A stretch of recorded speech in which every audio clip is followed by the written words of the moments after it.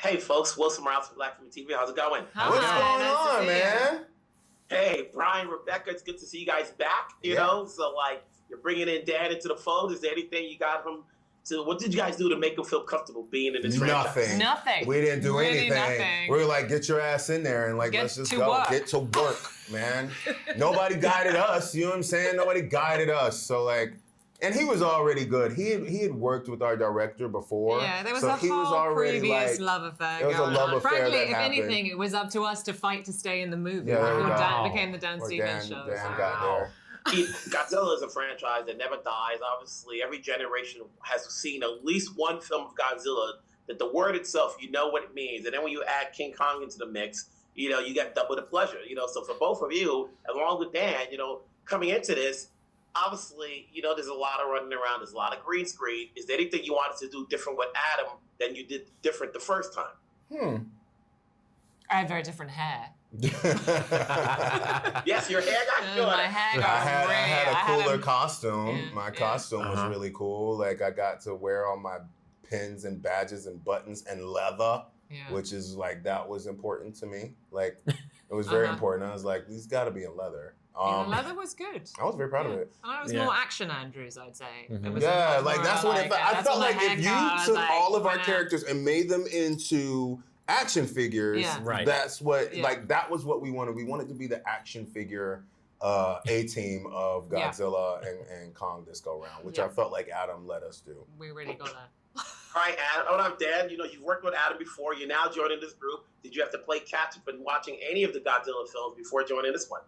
I'd seen quite a few of them, and I was a huge fan of the previous movie. You know, because obviously Rebecca was in it. I've known Rebecca for years. Adam, I watch everything Adam does. I love Brian, love his work. So I was already a fan, and it was very exciting to get to kind of step into that world and feel it moving on, feeling these guys get a bit more liberty with their characters and get to shake it up. And I feel like ours is a little sillier. It's a little more fun. There's more humor in there, and so that was kind of fun to help sort of bring that into this version. Yeah. Godzilla's like Comic-Con. That when people see you, and they now see you now in 2 films, they will see you in 2 films. Are you well versed into all the monsters in that verse? In that It's world? impossible. It's tough. That's impossible. It's tough to Like keep up. that's hard. I don't want to go up against some real kaiju fans. You know what I mean? Like I feel like it's like if I meet them in the street and I don't know, I might a box cutter will come out or something. So I try not to. I'm not going to pretend that I'm not gonna pretend anything Yeah. about knowing. You know what I mean? But like I know enough. Yeah, we know enough. hold the ground. We're okay. We're a part of the universe. They expect this to be more than just a job. They want you to know is Makra coming back? Is so and so? Yeah, I know, and that's terrifying. I'm like, I don't really know. They're like, you didn't do it this way, and I'm like, okay. Like, we did what we could. I hope you enjoyed it. What we really want, though, beyond anything, is that the excitement of all those fans will go to the theater to watch this. You know what I mean? Like that they will leave their homes and leave their kaiju at home, and then come or bring it to the theater with them and get to watch it together. So therefore, they get, you know, like that's the whole thing. Because A the movie like this sound was and the made for image that. and the experience of that in IMAX is It's gonna, made for gonna, this. like. It's made for you to see in the theaters. So that's what I really hope. So if they want to run up on me in the street and ask all that stuff, as long as they take their ass to the theater, I'm fine. Then it's fine. It's totally fine. For you, Dan, you know, what you say is the lore of fans. You know, obviously, we just recently had Godzilla -1, so it is still out there. No matter what form, people are still getting into it. So for you, Daniel, what do you think the lore is that people keep coming back to seeing this, no matter what generation they're from?